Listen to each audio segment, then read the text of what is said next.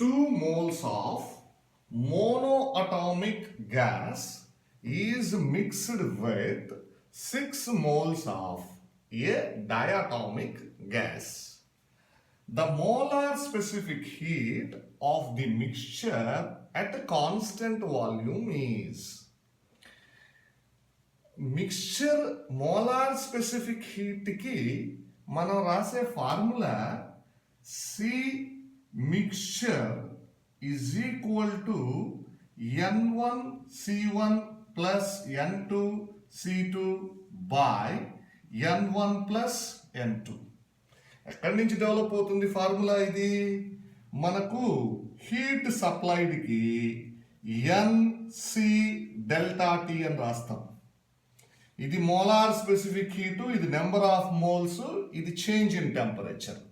అక్కడి నుంచే ఈ ఫార్ములాని డెవలప్ చేశాం.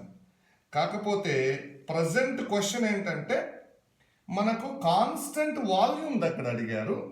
మీరు ఈ వాల్యూస్ కాన్స్టెంట్ వాల్యూమ్వి రాయండి.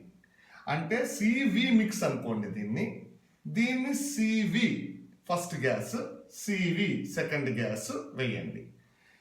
ఇప్పుడు సివి మిక్స్ అంటే molar specific heat at constant volume of mixture రాస్తున్నాను.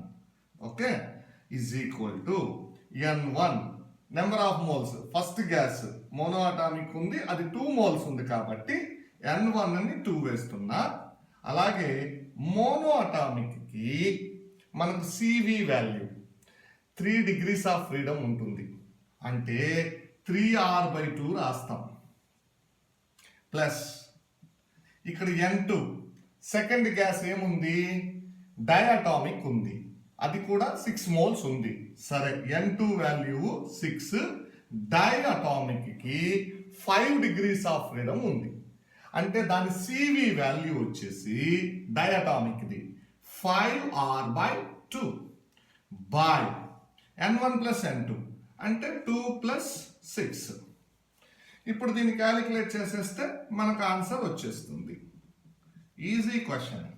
ఇప్పుడు 2 ఇది క్యాన్సిల్, ఇది 3R, ఇది 2 3s 3 5s అంటే 15R ప్లస్ 3R అంటే 18R ఉంది ఇక్కడ బై 8.